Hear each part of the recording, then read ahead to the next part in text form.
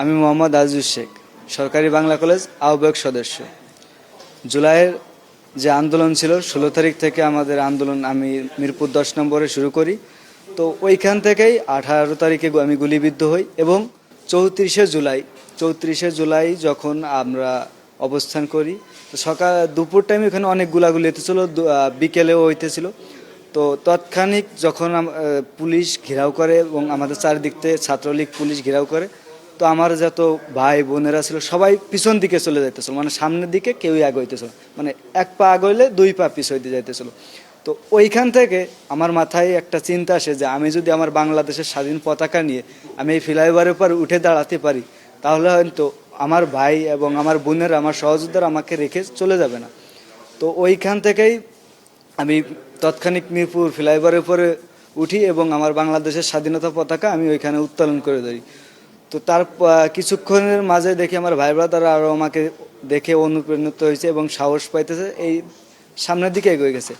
এরপরে 18 তারিখে গুলিবিদ্ধ হওয়ার পরে 19শে জুলাই আমি গ্রেপ্তার হই এবং গ্রেপ্তার হওয়ার পরে আমাকে মেট্রো রেল পোড়ানোর যে একটা অপবাদ যেটা দেওয়া হয় আমাদের, যে আমাদের ওইখানে একটা প্যারাগ্রাফ লেখা হয়েছে। তো এখানে আমরা 20 জন ছিলাম, 20 জনের কে আমরা স্বীকারোক্তির দিনে আমাদের 2 দিন যাবত অনেক টর্চার করে। তো এক পর্যায়ে বের হই 23 তারিখ বের হয়ে আমি আবারও আন্দোলনে আসি।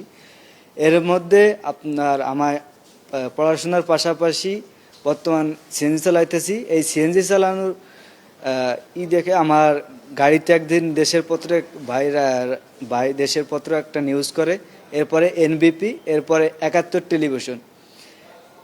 টেলিভিশনের নিউজ দেখে অতিরিক্ত প্রেস সচিব আতিকুর রহমান রুমন ভাই দেখেন বিষয়টি, দেখে মাননীয় প্রধানমন্ত্রী জনাব তারেক রহমানকে জানান।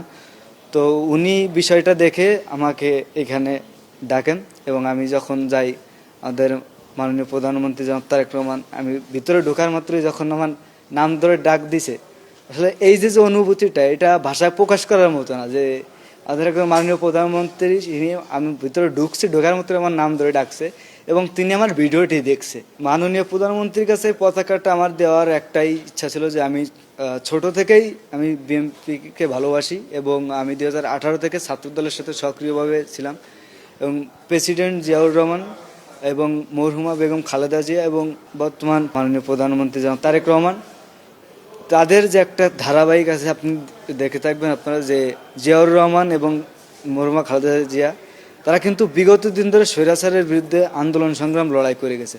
তো ওইখানে কিন্তু আমাদের চেয়ারম্যান স্যার একজন আন্দোলন সংগ্রাম করা।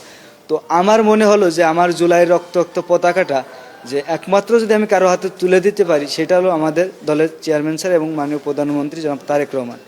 তো ওইখান থেকেই চিন্তা এবং তার কাছে দেওয়া, আলহামদুলিল্লাহ আমি ভালোভাবে তার কাছে পতাকাটা দিতে পেরেছি।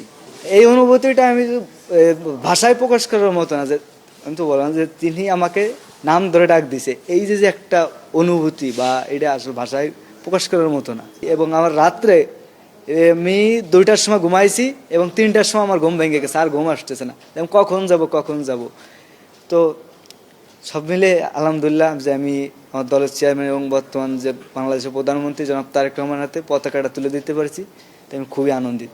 উনি আমার বিষয় শুনছেন যে আমি কিভাবে সিএনজি চালাতে আসলাম, এর আগে কি করতাম, বর্তমান পড়াশোনা কিভাবে করতেছি, কিভাবে দিনকাল কাটাচ্ছি, সব কিছু জিজ্ঞেস করছে।